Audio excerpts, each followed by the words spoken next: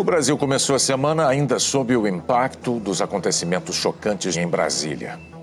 Mas se as sedes do Executivo, do Legislativo e do Judiciário mal começaram a ser reconstruídas, os três poderes seguem atuando. E essa atuação nos últimos 3 dias foi recheada de momentos muito simbólicos. Os presidentes dos três poderes divulgaram uma nota conjunta em que pregam a união e repudiam os atos golpistas e terroristas. Eles afirmaram que os poderes da República estão unidos para que as providências institucionais sejam tomadas nos termos das leis brasileiras. E aí, ao final dessa agenda, num ato cheio de simbolismo, todos desceram a rampa do Planalto de braços dados. O presidente Lula, a presidente do Supremo Tribunal Federal, ministra Rosa Weber e também representantes de todos os estados. E aí eles caminharam por 500 metros entre o Palácio do Planalto e o Supremo Tribunal Federal. Foi uma manifestação histórica, das mais altas autoridades da República de união pela democracia. União entre o Poder Executivo e o Legislativo foi cristalizada com a confirmação da primeira ação de Lula ao saber dos atos criminosos de domingo. O Congresso aprovou e já promulgou o decreto do presidente Lula que determinou a intervenção na segurança do Distrito Federal. No plenário, Pacheco abriu a sessão para a votação do decreto de intervenção e falou sobre o atentado. Essa minoria golpista, e não há outro nome, não irá imposto à vontade por meio da barbárie, da força e de atos criminosos. O presidente Lula recebeu um grupo de parlamentares que foi ao Planalto entregar de forma simbólica uma cópia do texto do decreto de intervenção federal na segurança pública do Distrito Federal, aprovado no Congresso. E a sintonia no Poder Judiciário se expressou na manutenção das primeiras decisões do ministro Alexandre de Moraes. O Supremo Tribunal Federal formou maioria para manter Ibanez Rocha afastado do governo do Distrito Federal. O período inicial desse afastamento é de 90 dias. E aí também, com 7 votos favoráveis, o plenário manteve a determinação de prisão de Anderson Torres, que a gente vinha falando agora aqui, e de Fábio Augusto Vieira, que é o ex-comandante da Polícia Militar do Distrito Federal. Mas nem a forte e contundente reação freou a sanha golpista. A Advocacia Geral da União identificou nova ameaça de protestos convocados para esta quarta-feira em todas as capitais. A AGU acionou o Supremo Tribunal Federal para informar sobre as ameaças antidemocráticas. O ministro do Supremo Tribunal Federal, Alexandre de Moraes, determinou que as autoridades públicas de todo o país impeçam qualquer tentativa de bloqueio do trânsito e ocupação de prédios públicos. As autoridades policiais, isso é importante, estão autorizadas a prender em flagrante qualquer pessoa que desobedecer essa decisão, colocando Brasília e o país novamente sob alerta máximo. Hoje mesmo, o interventor da Segurança Pública do Distrito Federal, Ricardo Capelli, ordenou a interdição da esplanada dos ministérios e reforçou a segurança em reação a informações que circularam em redes sociais de que bolsonaristas radicais planejavam outro ataque para, abre aspas, a tomada do poder, fecha aspas. Prédios públicos receberam preventivamente proteção da Força Nacional de Segurança, mesmo com a ausência de qualquer ato. E o que não há hipótese de se repetir na capital federal o que aconteceu, os fatos inaceitáveis que aconteceram no último dia 8. Da redação do G1, eu sou Natuza Neri e o assunto hoje é o Estado sob tensão. Uma análise das primeiras reações das instituições às ameaças golpistas e um olhar para os pontos fracos na contraofensiva estatal. Neste episódio, eu converso com o jornalista Thomas Traumann, colunista da revista Veja e do Poder 360. Quinta-feira, 12 de janeiro. Thomas, na noite de terça-feira dessa semana, a Advocacia Geral da União entrou com uma petição junto ao ministro do Supremo Alexandre de Moraes. Isso porque o governo havia detectado o risco de uma reedição de atos golpistas espalhados por diferentes estados e foram convocados, assim como os atos de domingo, foram convocados pelas redes sociais. Não houve a reedição de domingo, ainda bem, mas eu queria usar isso como gancho, porque você escreveu que seria o teste para a índole legalista das polícias, usando palavras que você citou. À luz dos fatos de quarta-feira, elas passaram ou não no teste? Sim, eu acho que passaram. Quer dizer, só para a gente assistir só a forma como a polícia estava postada em toda a Praça dos Três Poderes e como a guarda presidencial estava protegendo o que sobrou do Palácio Presidencial no final da tarde, mostra que, né, é como se fosse outro país, fosse outros comandos, completamente distintos do que a gente assistiu no domingo. Em Brasília é muito fácil para a polícia controlar a entrada, porque são avenidas muito grandes. Então, isso já era uma ideia clara do planejamento urbano de Brasília de controlar a possibilidade das massas chegarem aos palácios. Portanto, o que aconteceu no domingo não foi por acaso. Bom, mas o fato é que domingo aconteceu e a gente precisa voltar a ele para entender o que aconteceu depois. Está cada vez mais claro que houve complacência, leniência, quando não endosso e até orientação aos golpistas. E isso faz parte, Thomas, da Polícia Militar do Distrito Federal e também por parte do Exército. A gente sabe o enredo todo dessa história. Isso sem falar que ainda não está claro por que o batalhão da Guarda Presidencial, que sempre esteve lá em momentos de manifestação, você ficou, trabalhou, despachou do Palácio do Planalto, sabe como a coisa funciona e só apareceu depois que os vândalos já tinham entrado nos prédios. Qual é o grau de hostilidade das forças de segurança em relação ao novo governo? E aí eu incluo também as Forças Armadas. É crítico? É contornável? Está num bom caminho? Qual é a tua avaliação? O governo Lula sabia que um dos seus maiores desafios seria exatamente resolver a sua relação com as Forças Armadas e com as forças policiais.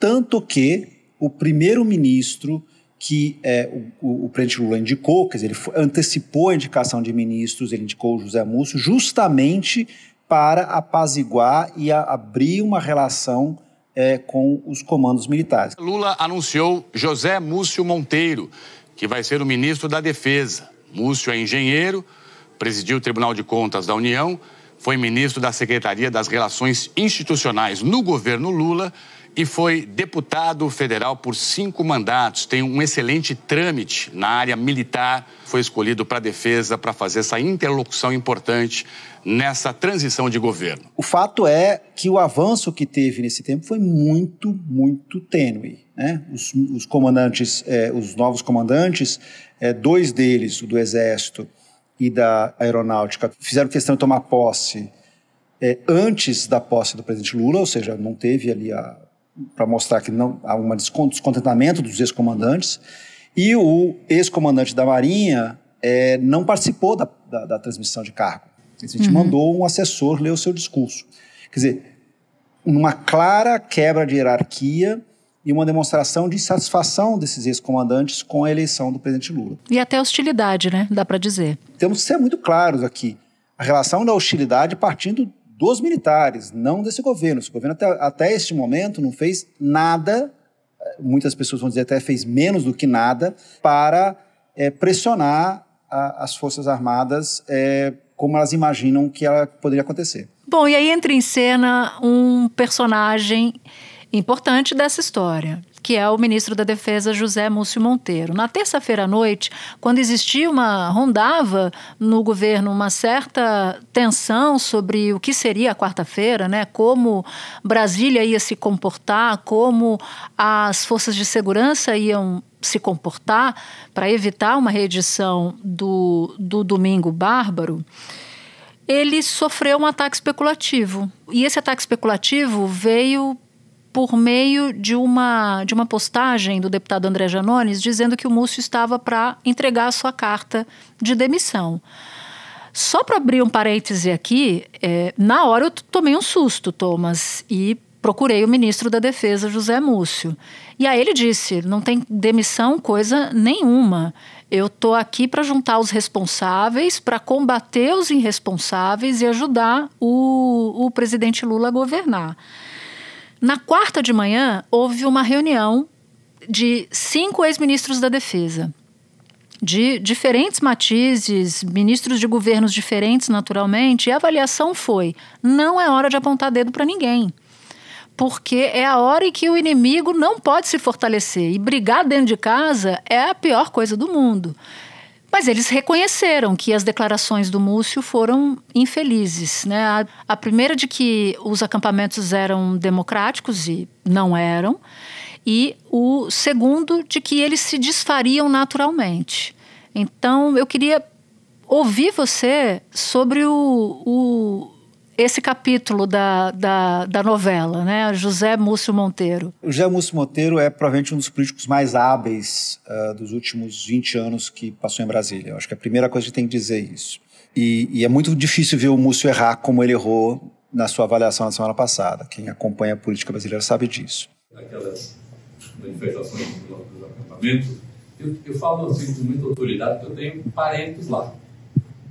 Eu de Recife, tenho alguns amigos aqui. É uma manifestação da democracia. A gente tem que entender que nem todos os adversários são inimigos. A gente tem até inimigos correligionários. Eu acho que aquilo, com uns pouquinho, aquilo vai se vai chegar para o lugar que todos nós queremos. Esse ataque especulativo que o Múcio sofreu, isso já vem desde o domingo à noite, de alas dentro do PT, que tentam derrubar o ministro para colocar, na avaliação deles, uma pessoa que tenta enquadrar as Forças Armadas. Eu não consigo imaginar uma avaliação mais equivocada do que essa, nessa circunstância que está, com os palácios quebrados, com ainda a justiça procurando os financiadores dos atos golpistas de domingo, você ainda abriu uma nova frente de batalha contra as Forças Armadas. Dito isso, essa reunião de hoje foi muito importante, porque essa reunião reuniu ministros da Defesa que vêm desde o governo Lula, Dilma, Temer e Bolsonaro, portanto, como você falou, diferentes matizes, e todos eles numa declaração de apoio ao ministro Múcio, inclusive um deles do PT, o senador e líder do governo no Senado, Jacques Wagner. Isso é uma demonstração de força e, ao mesmo tempo, uma demonstração de fraqueza. Eu vou fazer aqui uma analogia futebolística que todo mundo entende. Quer dizer, o presidente do clube só chega para dizer que o técnico está prestigiado depois de uma derrota, não depois de uma vitória. Eu tenho até uma resposta para, desculpa te atrapalhar.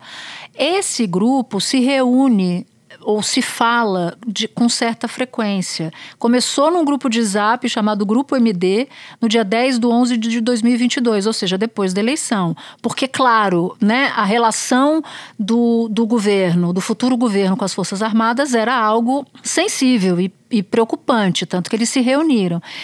Então me explicaram, Thomas, que não foi a primeira reunião, nem foi uma reunião de emergência, mas uma reunião quase que de rotina, claro, mas reforçada pela crise do fogo amigo. A Natuza sempre traz um furo para a gente, isso é coisa boa de falar com ela. Mas a questão o fato é que as outras reuniões não eram públicas, e essa se tornou pública para uma demonstração de apoio ao Múcio, porque ele está fraco. Né?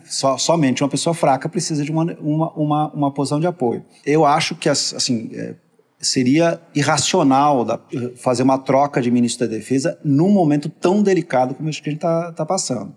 Então eu considero que a situação ela é crítica, sim, mas ela é contornável se não houver uma política clara de confronto. Nesse momento, o confronto interessa a quem tentou o golpe no domingo, não para quem está preservando a democracia. Em depoimento, Wagner de Oliveira disse que dentro do Palácio do Planalto se deparou com uma barreira do Exército, que pediu para que os manifestantes se agachassem no chão, o que foi feito.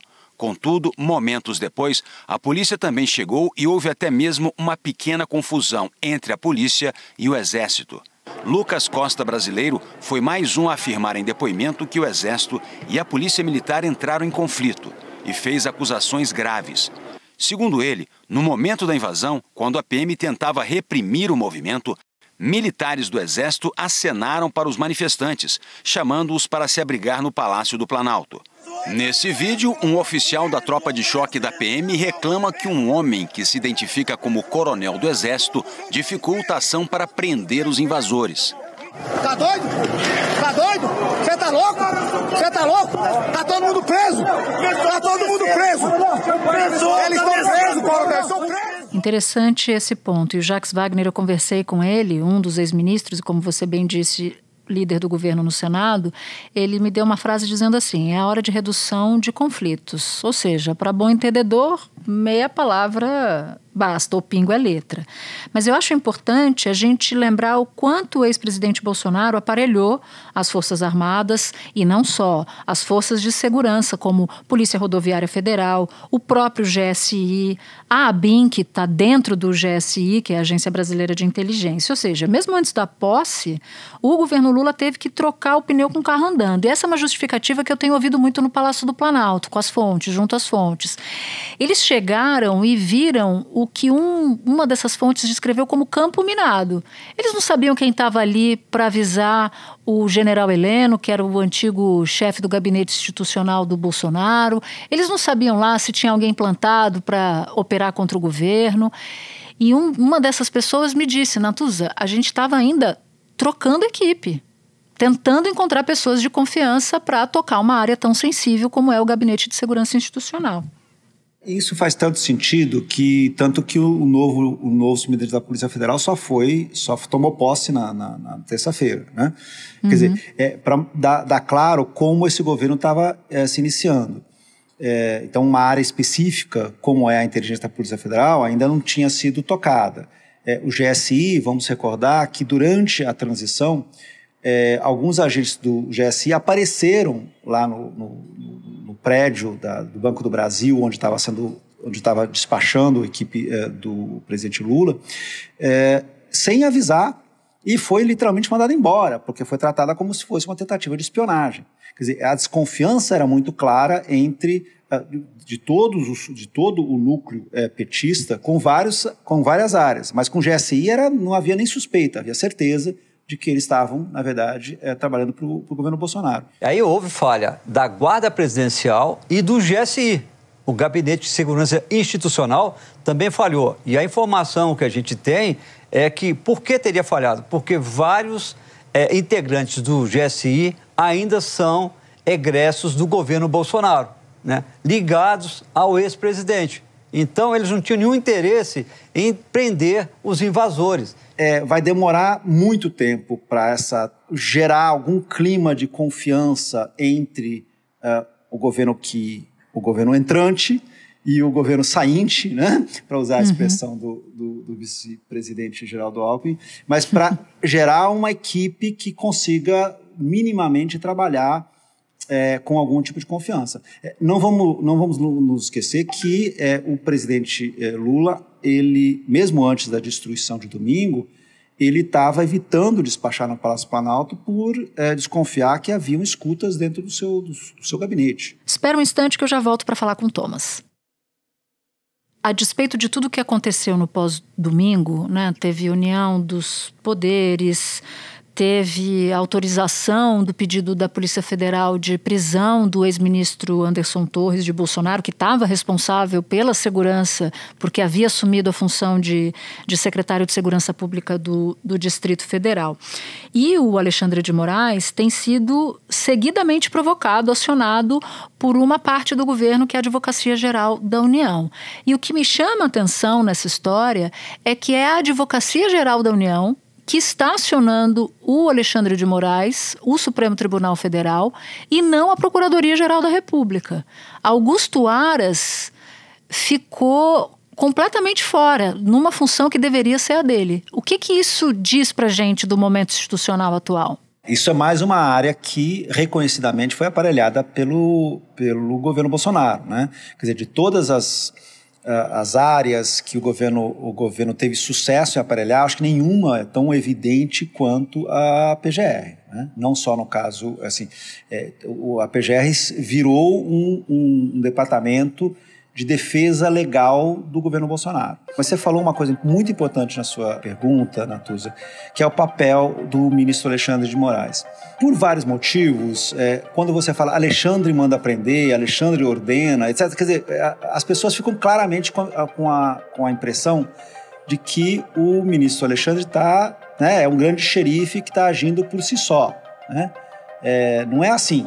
Várias das decisões que foram tomadas nessas últimas semanas, especialmente nesses últimos dias, elas foram provocadas.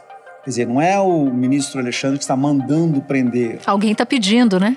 Ele simplesmente está confirmando um pedido já dado. O que é um pouco de normalidade constitucional bem saudável, né?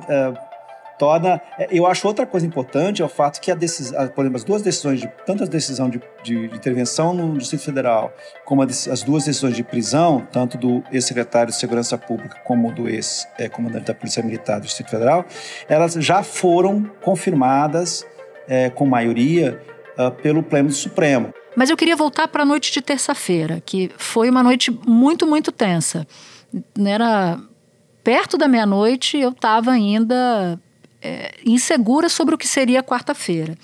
O Bolsonaro adicionou uma gasolina adicional à fogueira, que foi uma postagem, não foi exatamente a postagem. Ele compartilhou um vídeo de seguidores dizendo que o Lula não era presidente, não era legitimamente eleito, que ele havia sido escolhido pelo Supremo Tribunal Federal. O presidente Bolsonaro simplesmente publica, depois apagou, é verdade, mas botou no ar por algum tempo aquele post dizendo que a eleição do Lula foi roubada. E há quem diga que, menos do que um golpe clássico, o movimento golpista passa exatamente pela promoção do caos para sabotar o início do governo eleito.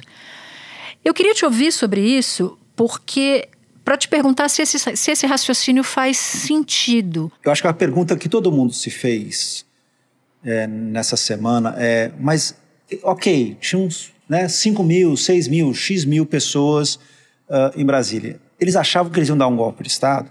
Não, eles não achavam que iam dar um golpe de Estado. Mas eles achavam que eles eram capazes de impedir o governo de funcionar. Quer dizer, a lógica não era que eles iriam ganhar o governo naquele dia, né? Mas a lógica é que eles iam gerar um caos tão absurdo no Brasil, através das invasões dos prédios, através dos atentados terroristas contra a linha de transmissão de energia, através de carros-bomba perto de aeroportos, através de bloqueios na frente das refinarias impedindo o abastecimento de combustíveis nas cidades. Quer dizer, gerar um caos tão gigante que o Exército ou fosse chamado através de uma decisão por GLO, ou se sentisse naturalmente chamado pela população para intervir e retirar o Lula e convocar novas eleições. O governo criou uma força-tarefa para prevenir casos de vandalismo contra o sistema elétrico brasileiro. Uma torre de transmissão de energia jogada no chão no estado de Rondônia, que houve queda de outra torre com indícios de vandalismo. A quilômetros de distância, em Medianeira, no oeste do Paraná, uma outra torre de transmissão do sistema de Furnas também caiu na madrugada. As ocorrências levaram à criação de um gabinete de acompanhamento que vai receber e processar informações sobre novas tentativas de sabotagem ou vandalismo, tanto sob o aspecto de integridade física, como também cibernética das instalações. Lamentavelmente, o presidente que deixou o poder dia 31 não quer reconhecer a derrota. Ainda hoje eu vi declarações dele não reconhecendo a derrota. O senador Randolph Rodrigues, da Rede, disse que a CPI para apurar os atos terroristas já tem número suficiente de assinaturas para ser aberta em fevereiro, assim que começar a próxima legislatura. Essa é a cosmogonia que está por trás dos atos de domingo. Então, eles estão apostando no caos o tempo todo. O que o presidente Bolsonaro fez, e ele sempre faz isso, ele posta alguma coisa e logo depois ele apaga. Politicamente, o que ele fez foi uma confirmação do que esses milhares de pessoas consideram, que esse governo não é legítimo. E que, portanto, tentar deslegitimizar e mostrar que esse governo não pode governar é uma coisa correta. Thomas, eu te agradeço muito. É sempre bom te receber aqui no Assunto. Você já tem o crachá de integrante honorário desse podcast. Então, a gente vai se ouvir daqui a pouquinho. Logo mais, eu tenho certeza que você vai ser chamado, convidado de volta para cá. Obrigado, Natuza. Obrigado que está nos ouvindo. Este foi o Assunto, podcast diário disponível no G1, no Globoplay ou na sua plataforma de áudio preferida. Vale a pena seguir o podcast na Amazon ou no Spotify, assinar no Apple Podcasts, se inscrever no Google Podcasts ou no Castbox e favoritar na Deezer. Assim você recebe uma notificação sempre que tiver um novo episódio. Eu sou Natuza Neri e fico por aqui. Até o próximo assunto.